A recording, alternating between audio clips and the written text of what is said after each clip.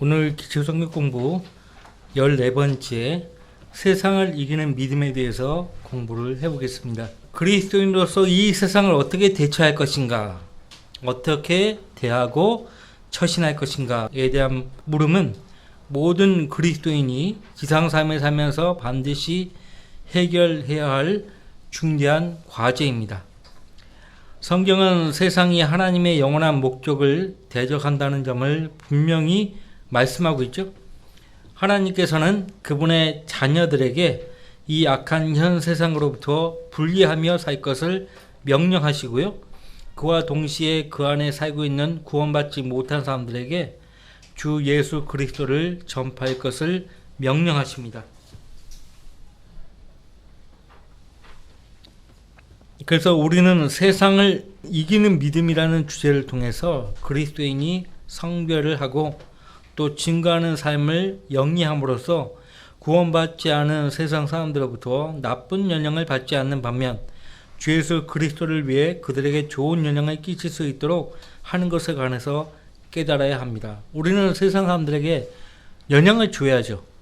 우리가 영향을 받으면 되겠습니까?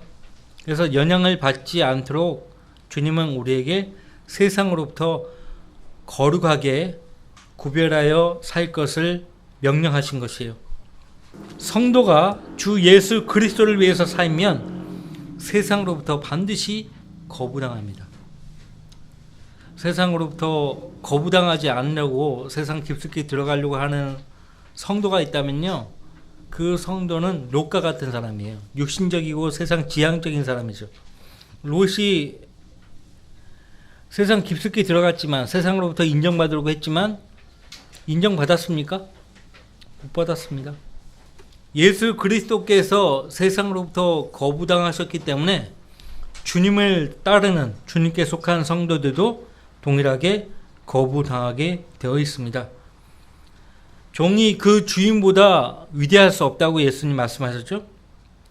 요한복음 15장 18절 19절 말씀, 세상이 너희를 미워하면 그것은 너희를 미워하기 이전에 나를 미워한 것임을 알라.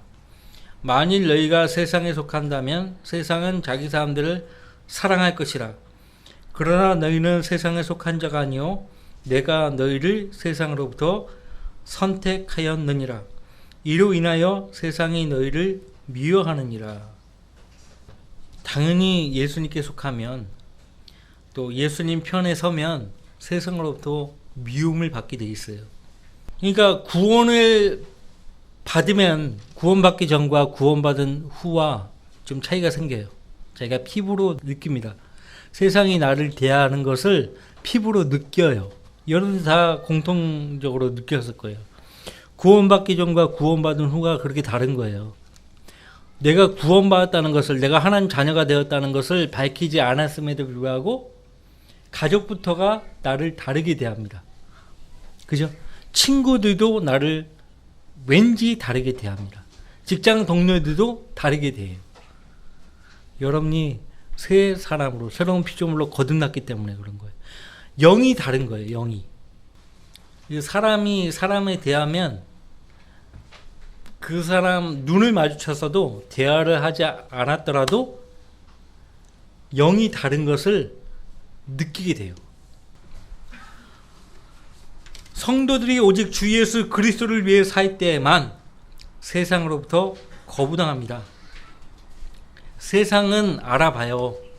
여러분이 여러분의 시체를 공개하지 않아도 세상은 알아본다니까요. 자기 사람들을 알아보고 세상 사람이 아니구나 저 사람은 알아본다니까요. 주님은 구원받은 사람을 성도로 부르셨어요. 여러분이 구원받았으면은 여러분은 성도로 부르심을 받은 사람들이에요. 성도는 세상으로부터 성배된 삶을 살도록 하나님께서 그리스도 안으로 부르신 사람이에요. 세상으로부터 성배된 삶을 살도록 하나님이 부르신 거예요. 그리스도 안으로. 만일 성도가 세상과 일치해서 산다면 세상은 그를 거부하지 않을 것이에요. 하지만 사도 바울은 주님 안에서 경건하게 살고자 하는 모든 사람은 누구나 세상으로부터 박해를 받게 될 것이라고 말했어요. 이게 문제는 뭐냐면 이쪽도 저쪽도 대우 못 받는 사람이 누구인가 하니까 회색 분자예요. 회색 분자. 교회에서는 그리스도인처럼 가장하고 세상에 가서는 세상 사람인 것처럼 행동하고, 그러니까 세상 사람들도 그 회색 분자를 좋아하지 않아요. 좋아하지 않아요. 일주일 동안 세상 사람들의 틈바구니 속에서 세상 사람들처럼 말하고 행동하고, 교회 와서는 들통날까봐 꿀먹은 벙어리처럼 입 꼭 다물고 있고, 아니면은 이제 그거를 위장해가지고 그리스도인처럼 행동하고 말하고, 그러면 곤란해요. 주님 안에서 경건하게 살고자 하는 모든 사람은 박해를 받을 것이라고 했어요. 디모데후서 3장 12절이 박해를 받는 거예요.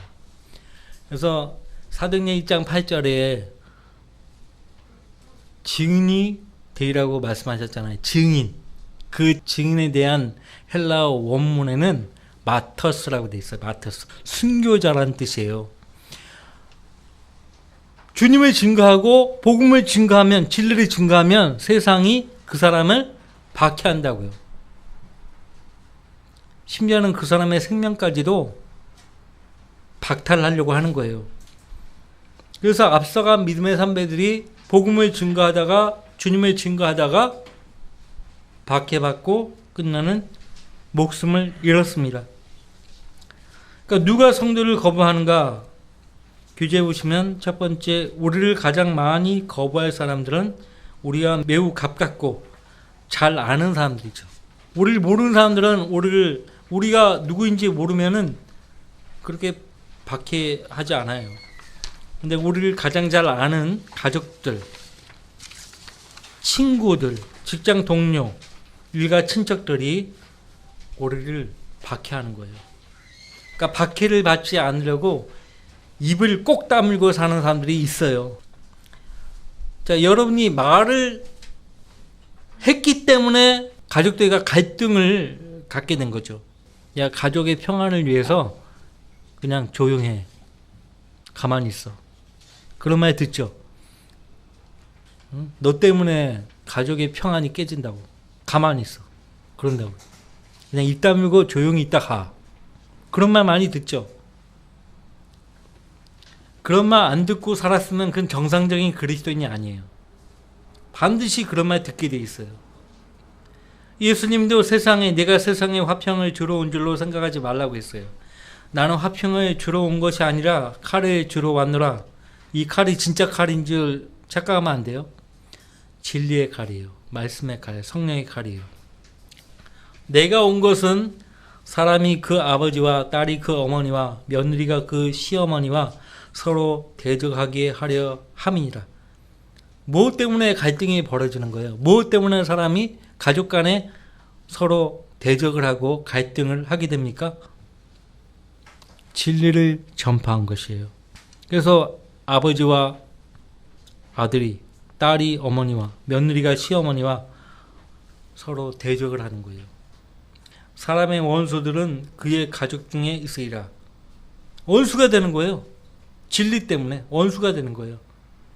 구원받고서 그런 경험을 안 했으면 그 사람은 정상적인 사람이 아니라니까요. 정상적인 그리스도인이 아니에요. 예수님도요, 자기 백성에게 오셨지만 자기 백성이 그를 영접하지 아니하더라고 그렇게 말했어요.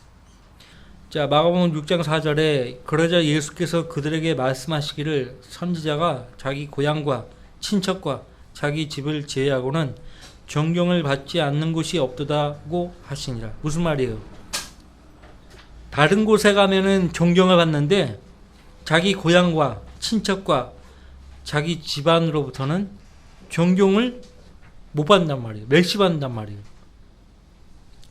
자, 두 번째, 구원받지 않은 사람들로 구성된 사회가 우리를 거부할 것입니다. 현 세상과 체계가 본질적으로 하나님을 미워하고 대적하기 때문입니다. 세상에 있는 두 종류의 영적 가족은 결코 서로 잘 지낼 수가 없습니다. 그렇죠? 하나님의 가족과 마귀의 가족이 잘 지낼 리가 없죠. 그런데 그때의 육신을 따라 난 자가 성령을 따라 난 자를 박해하였던 것처럼 지금도 그러하도다. 이스마엘이 어떻게 했어요? 이스마엘이 누구를 박해했어요? 이삭을 박해했어요. 지금도 보세요. 그리스도인이 아닌 사람들이 그리스도인들을 박해하잖아요. 세상도 세상에 있는 것들도 사랑하지 말라. 누구든지 세상을 사랑하면 아버지를 사랑함이 그 안에 있지 아니하니 이는 세상에 있는 모든 것이 육신의 정욕과 안목의 정욕과 성의 자랑이요 아버지께 속한 것이 아니라 세상에 속한 것이기 때문이라. 세상도 세상의 정욕도 사라지지만 하나님의 뜻을 행하는 자는 영원히 거하느니라. 그러면 이 말씀에 잘못 오해해가지고요. 그러면 세상으로부터 성별되어야 하니까 속세를 떠난 삶을 살아야 되는 것인가? 그거 잘못 알고 있는 사람들이 있어요. 속세에서 떠나서 도 닦는 사람들, 탁발, 수소승, 남양주, 속초, 양양, 평창, 강원도 평창 이런 데 가면은 수도원이 많아요. 심지어는 개신교 수도원까지 생겼어요. 목사 후보생들이 수도 생활을 하는 거예요. 강원도 이런 데 가가지고. 성경은 잘못 이해한 거예요. 너희 가늠하는 남자들과 너희 가늠하는 여자들아 세상과 친구 되는 것이 하나님과 원수 되는 것임을 알지 못하느냐? 그러므로 누구든지 세상의 친구가 되고자 하는 자는 하나님의 원수가 되느니라. 지금은 교회들이요 세상 깊숙이 들어가 있어요. 그리고 세상이 교회에 깊숙이 들어와 있어요. 그러니까 교회가 세상인지 세상이 교회인지 알 수가 없어. 이건 도대체 찬송가의 곡조도 악기도 그렇고요. 우린 여기 일체 피아노 외에 악기가 없어요. 왜 그렇게 돼버렸죠? 북치고 드럼치고 밴드가 있어요. 밴드 교회에. 하나님을 영화롭게 하는 악기들이 아닙니다. 가사도 성경적이지 않아요. 곡조도 성경적이지 않아요. 영적인 노래가 아니에요. 영적인 노래가 아니에요. 육신의 기분을 좀 좋게 할 망정 영은 아무런 감동을 주지 않아요. CCM 같은 경우 여러분들 영적인 노래를 지어 말하고 라고 되어 있어요. 성경대로 해야 돼요. 그러니까 지금 여러분들 뭐 인정하시겠지만은 동의하시겠지만 세상이 교회 안에 들어왔다니까요. 언제부터? 역사가 준 거예요. 325년 AD 325년 콘스탄틴 대제가요. 투르키의 이스탄불이 옛날 콘스탄티노플이었어요. 동로마의 수도였죠. 그러니까 AD 325년 콘스탄틴 대제가 로마의 종교를 기독교로 공언하면서 세상이 교회 안에 들어와 버린 거예요. 그때부터 지금까지 계속 이어오고 있어요.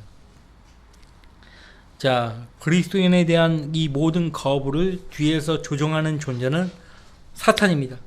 사탄은 우리의 대적입니다. 사탄은 구원받지 않은 세상 사람들 안에서 현재 역사하고 있는 거예요.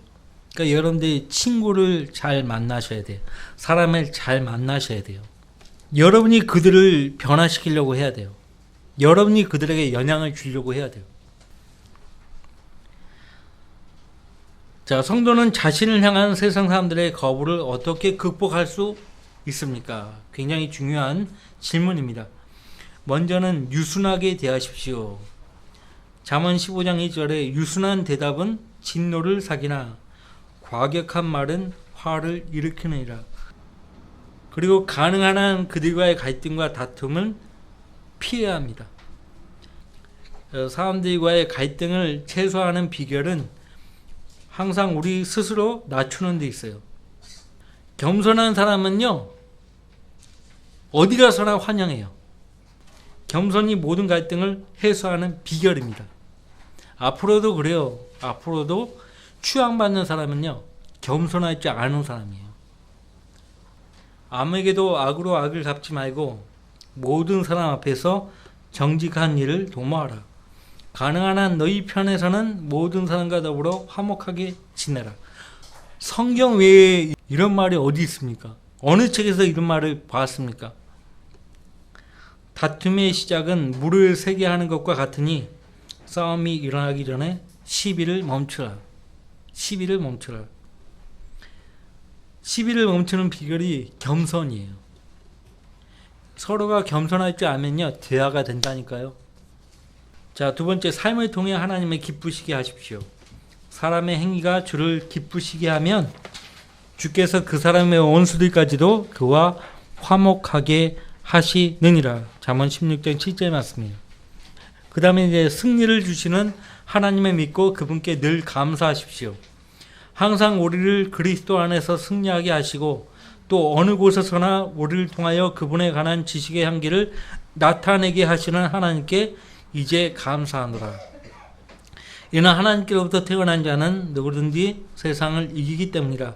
세상을 이기는 승리는 이것이니 곧 우리의 믿음이라. 예수께서 하나님의 아들이심을 믿는 자 외에 세상을 이기는 자가 누구냐?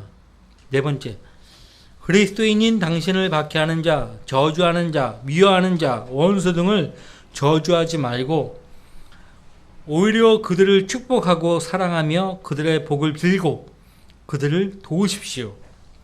예수님은 원수를 주기까지 사랑하신 분이에요. 그죠? 세상은 이런 사랑을 이해할 수 없지만 그들이 진리를 찾는다면 결국 그 사랑의 이끌림을 받을 것입니다. 그러므로 순수한 동기를 가지고 그들을 위해서 기도하십시오. 그리스도인들만 이렇게 할 수 있어요. 그리스도인들만. 너희를 박해하는 자들을 축복하라. 축복하고 저주하지 말라. 그러므로 내 원수가 줄이거든 먹이고 만일 그가 목마르거든 마실 것을 주라. 이렇게 함으로써 내가 그의 머리에 숯불을 쌓을 것이라. 악에게 지지 말고 선으로 악을 이기라. 얼마나 멋있는 말씀이에요. 악을 이기는 방법이 뭐예요? 선대하는 거예요. 악한 사람을 선대하면 이기는 거예요. 똑같이 대하면 지는 겁니다. 지는 거예요. 나는 너희에게 말하노니 너희 원수들을 사랑하고 너희를 저주하는 자들을 축복하며 너희를 미워하는 자들에게 잘해주고 너희를 천대하고 박해하는 자들을 위하여 기도하라. 원수들, 저주하는 자들, 미워하는 자들, 박해하는 자들, 천대하는 자들 축복하고 사랑하고 잘해주고 기도하라.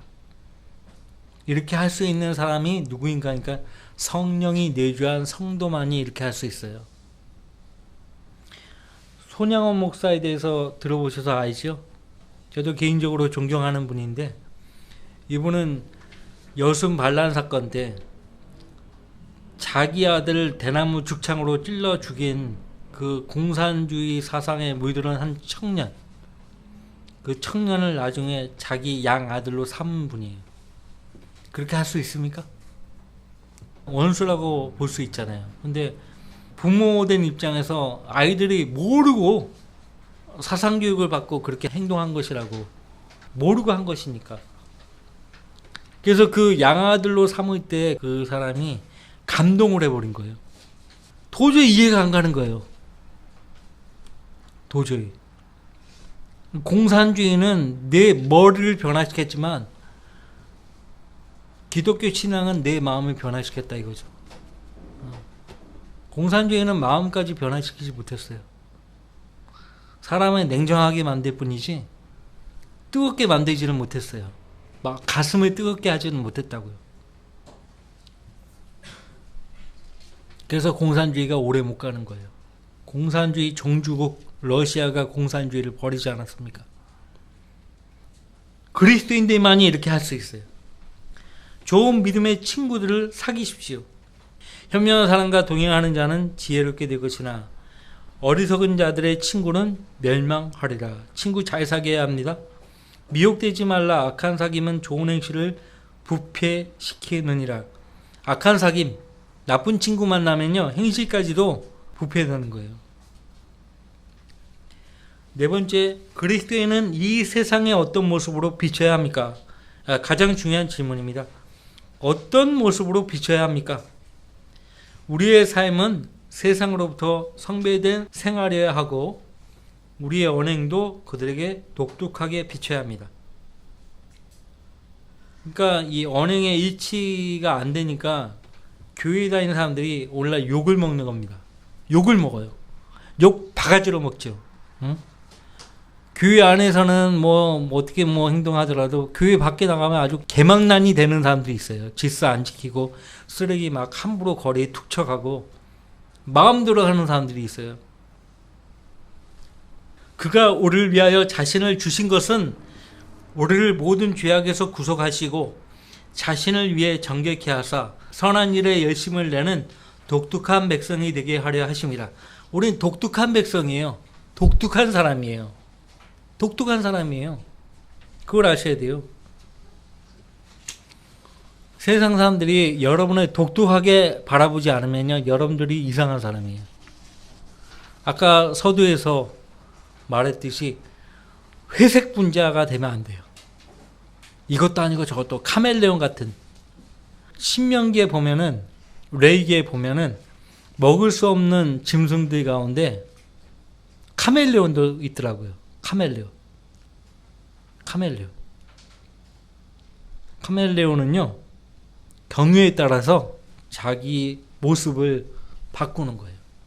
이럴 때는 이렇게, 저럴 때는 저렇게. 오늘날 그렇게 카멜레온 같은 회색 분자들이 많이 있는 거예요. 근데 그 실체가 드러나게 돼 있다고요. 세상의 빛들을 비추는 하나님의 아들들로서 성도로서의 아름다운 간증과 증거를 보여야 합니다. 빛들을 잃어버린 사람들이 많죠. 빛들. 우리 자신이 빛들이라고 하는 이유는요, 사실 우리 안에 세상에 비치신 예수 그리스도께서 성령으로 계시기 때문에, 그 때문에 우리도 빛들이라고 하는 거예요. 우리 안에서 비추는 주님의 그 빛을 세상 밖으로 표출을 하는 거예요. 근데 표출을 하지 못하는 사람들이 너무나 많아요. 일단은 그리스도인이라고 하면서 세상화 돼버린 사람들은 눈빛부터가 달라요. 눈빛부터 순수성을 잃었어요. 흐리멍텅한 눈빛을 얘기하는 게 아니에요. 눈빛이 지금 이 진리에 대해서, 주님께 대해서는 초점이 없어요. 세상에 대해서, 세상을 향하는 그 눈빛을 보면 막 초록초록 막 빛나. 근데 주님과 진리에 대해서는 흐리멍텅해요. 어디가 좀 홀려 있어. 빠져, 정신이 나가 있어요. 우리는 딱 보면 안다고. 예수님도 몸의 빛은 뭐라고, 어디라고 했어요? 몸의 빛은 눈이라고 했어요. 그래서 그 말씀 때문에 세상 사상가들도 철학가들도 눈은 마음의 창이라는 말을 만들어냈어요. 눈은 마음의 창이에요. 예수님이 마음이 성하면 눈에서 빛이 나는 거예요. 마음이 주께 늘 집중해 있는 성도의 눈은 반짝반짝 빛나 있어요. 비록 피곤해서 지쳐있다 하더라도 주님과 교제하는 그 때만큼은 반짝반짝 빛나 있는 거예요. 근데 그 빛들을 잃어버린 사람들이 있는 것이에요. 빛들을 잃었다는 것 자체가요, 성도로서의 아름다운 간증과 증거를 잃었다는 증거예요. 모든 일을 불평이나 다툼이 없도록 하라. 이는 너희 하나님의 아들들이 흠없고 순전하여 비뚤어지고 변질된 민족 가운데서 책망받지 않게 하려 함이니 너희는 세상에서 빛들을 비추는 자들이라. 또한 외부 사람들로부터도 좋은 평판을 받아야 할지니 이는 그가 비방과 마귀의 올무에 빠지지 않게 하려는 것이라. 다섯 번째, 세상을 바라보는 성도의 간조는 어떠해야 합니까? 세상을 바라보는 성도의 가치관을 말하고 있어요. 가치관. 여러분이 그리스도 안에 들어오면서 가치관이 바뀌었어요. 여러분이 진리의 말씀을 접하면서 여러분의 가치관이 새롭게 된 것이에요. 그러니까 거듭났다 해도, 그러니까 말씀을 접하지 않으면요, 그 가치관의 변화가 안 생겨요. 거듭났다 해도. 거듭났어도 말씀을 통해서 자기 생각과 마음을 변화시켜야 되는데 그런 과정이 없는 사람들은 가치관도 간조도 세상 사람들과 똑같아요. 그러니까 그런 여과 없이 교회 와가지고요 막 떠들어 대보세요. 그러면 이제 성도들이 알아보죠. 아, 저 사람 성장하지 못했구나. 성도는 이 땅에 사는 동안 잠시 지나가는 누구예요? 순례자예요. 순례자. 이들은 모두 믿음 안에서 죽었으나 모두가 그 약속들을 받은 것은 아니로되 멀리서 그것들을 보았고 확신하여 소중히 간직하였으며 또 이 땅 위에서 타국인이요 순례자라고 고백하였느니라. 아브라함을 위시해서 이삭과 야곱 타국인이요 순례자라고 고백을 했다고 말합니다. 사랑하는 자들아, 타국인 같고 순례자 같은 너희에게 권고하노니 혼을 거슬러 싸우는 육신의 정욕들을 멀리하라. 이는 너희가 이방인들 가운데 행실을 바르게 하여 그들이 너희에게 악을 행하는 자라고 말하다가도 너희의 선한 일들을 보고 감찰하시는 그날에 그들로 하나님께 영광을 돌리게 하려 함이라. 이런 부분에 대해서는 여러분이 말씀을 통해서요 스스로 깨우쳐야죠. 이걸 언제까지 계속 교회에서 행실을 바르게 하라 할 수 없어요. 두 번째, 성도의 시민권은 하늘에 있습니다. 제일 중요한 건 여러분이 직접 말씀을 통해서 진리의 영으로 지도를 받아야 돼요. 그런 과정 없이 여기에서만 듣고 해봐야 소용이 없다니까요. 대부분의 교육은 여러분이 직접 주님과 교제를 통해서 이루어지는 거예요. 일주일 동안 대부분의 시간을 말씀과 기도로 주님과 동행해 보세요. 많은 걸 배우는 거예요. 여기 주일날 강단을 통해서 배우는 것보다 더 많은 걸 배운다고요. 더 많은 걸 배워요. 주님이 알려주시는 거예요.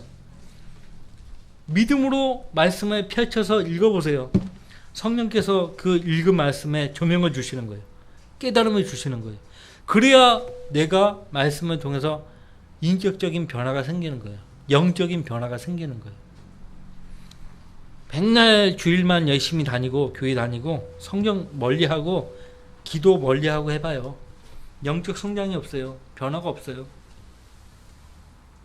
그런 사람들은 이제 생활에 위기가 닥치면은 주님을 배반하고 세상으로 가버립니다. 자, 성도의 시민권은 하늘에 있죠. 우리는 이 땅의 시민권, 영주권에 전혀 관심을 갖지 않습니다. 왜?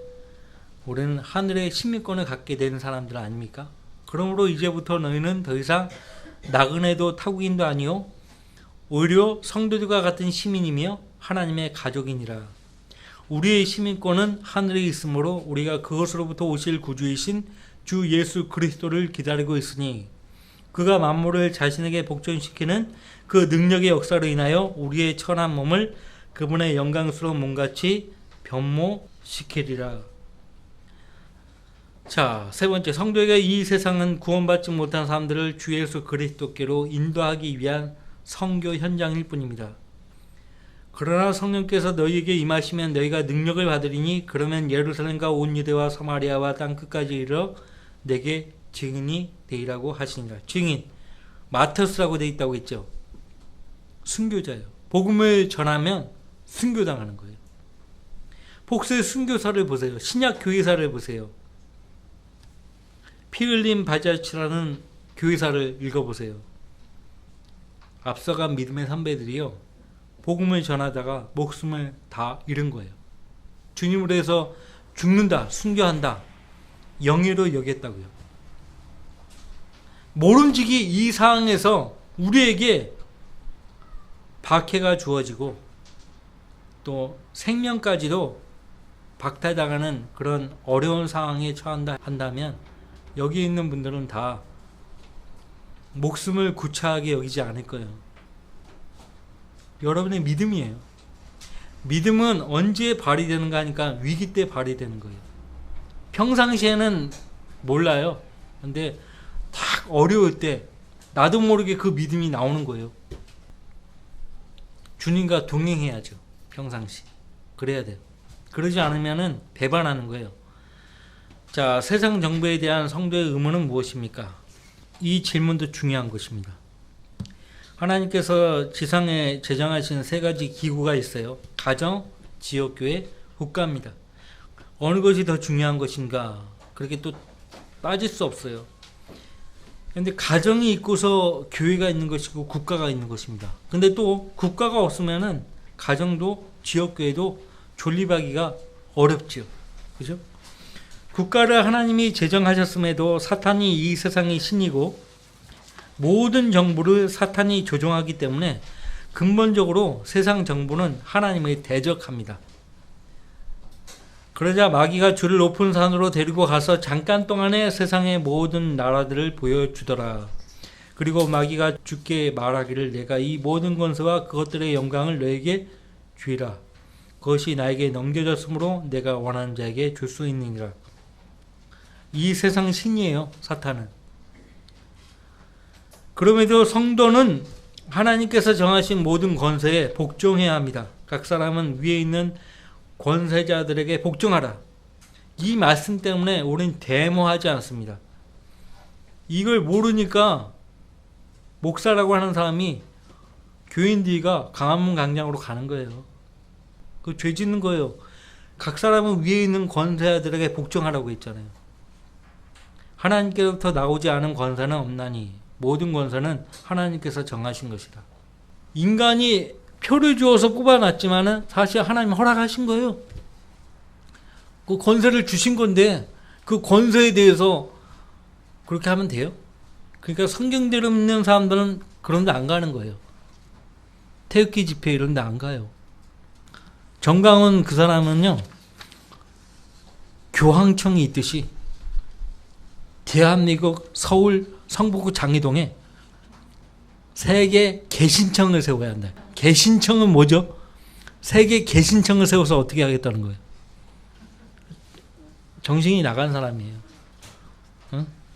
정치계에도 정신이 나간 사람들이 많이 있어요. 허경영 같은 사람.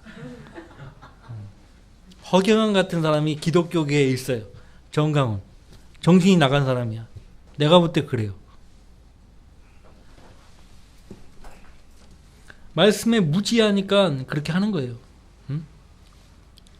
다니엘이 느부갓네살 왕에게 그렇게 했습니까? 할 수가 없죠. 하나님이 권세를 줬다는 걸 알았기 때문에 다니엘이 그렇게 안 한 거예요. 우리가 올바르게 행한다면 두려워할 것이 없을 것이에요. 하나님께서는 우리가 올바르게 행할 때 칭찬하실 것입니다. 이는 다스리는 자들은 선행에 대해서는 두려움이 되지 아니하고 악행에 대해서만 됨이니 내가 권세자를 두려워하지 아니하기를 원하느냐? 선을 행하라. 그러면 그에게서 칭찬을 받으리라. 하나님의 일꾼이라고 했어요. 세 번째, 모든 법령에 복종하고 납세의 의무를 이행해야 합니다. 주를 위하여 인간의 모든 법령에 복종하되 권세 있는 왕에게나 혹은 악을 행하는 자들을 벌하고 선을 행하는 자들을 칭찬하라고 그가 보낸 관리들에게 하라. 이는 하나님의 뜻이 그러함이니 너희가 선을 행함으로 어리석은 사람들의 무지를 잠잠케 하려는 것이니라. 자유롭게 행하되 너희의 자유를 악의 구실로 사용하지 말고 하나님의 종들로서 사용하라. 예수님도 세금을 내셨어요. 그 세금을 가지고 국가를 운영하는 거죠. 네 번째, 평온하고 조용하게 경건하게 삶을 살기 위해 왕과 권세 있는 모든 자들을 위해서 어떻게 하라고요? 어떻게 하라고 했어요? 기도해야 합니다. 왜? 디모데전서 2장 2절로 4절 말씀 보면 그들도 왕들과 권세 있는 모든 자들도 하나님 앞에서는 어떤 사람들이에요? 구원을 받아야 할 죄인들이에요. 근데 그리스도인들이라고 하는 사람들이 막 밖에 나가서 띠 두르고 막 똑바로 하라 막 그러고 막 이 죽일 놈들아 막 그러면